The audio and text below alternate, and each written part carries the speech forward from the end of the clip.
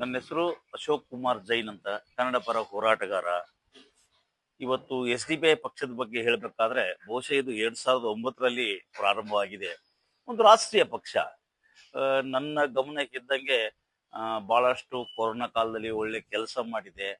ಆಮೇಲೆ ಇದಕ್ಕೆ ಒಳ್ಳೆಯ ಒಂದು ಕಾರ್ಯ ಮಾಡ್ತಕ್ಕಂಥದ್ದನ್ನ ಒಳ್ಳೆ ಹುಮ್ಮಸ್ಸಿದೆ. ಸಾಕಷ್ಟು ಯುವ ಪಡೆಗಳು SDPI ಪಕ್ಷದಲ್ಲಿ ಸೇರಿಸ್ತಾರೆ. ಒಂದು ಕಡೆ ಏನಾಗಿದೆ ಅಂದ್ರೆ SDPI ಪಕ್ಷ ಅಂದ್ರೆ ಮುಸ್ಲಿಂ ಪಕ್ಷ ಅಂತಕ್ಕಂಥನ ಆ ಭಾವನೆಯನ್ನು ಕ್ರಿಯೇಟ್ ಮಾಡ್ತಾ ಇದ್ದಾರೆ. ಅದು ಯಾರು ಮಾಡ್ತಾರೆ ಅನ್ನೋದನ್ನ ನಾನು ಹೇಳೋದ್ ಬೇಕಿಲ್ಲ, ಅದು ನಿಮ್ಗೆ ಅರ್ಥ ಆಗುತ್ತೆ.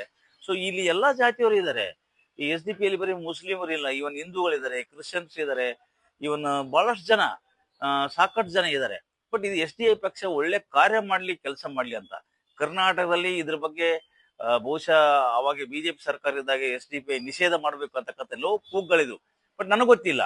ಬಟ್ ಇಷ್ಟು ಮಾತ್ರ ಹೇಳ್ಬೋದು, SDPI ಪಕ್ಷ ಒಳ್ಳೆ ಕಾರ್ಯ ಮಾಡ್ಲಿ, ಒಳ್ಳೆ ಕೆಲಸ ಮಾಡ್ಲಿ, ರಾಷ್ಟ್ರೀಯ ಪಕ್ಷ ಎಲ್ಲ ಕಡೆ ಸರಿಯಾಗಿ ಬೆಳಿಲಿ, ಅವರ ಏನ್ ಉದ್ದೇಶಗಳದಾವೆ ಅದು ಈಡೇರ್ಲಿ, ಈ ಪಕ್ಷ ಇನ್ನು ಎತ್ತರಕ್ಕೆ ಹೋಗ್ಲಿ, ಇನ್ನು ಕೆಲ ರಾಜ್ಯಗಳಲ್ಲಿ ಆಡಳಿತದಲ್ಲಿ ಬರಲಿ ಅಂತಕ್ಕಂಥದನ್ನ ನಾನು ಇವತ್ತು ಮನಪೂರ್ವಕವಾಗಿ ಹಾರೈಸ್ತಾ ಇದ್ದೇನೆ.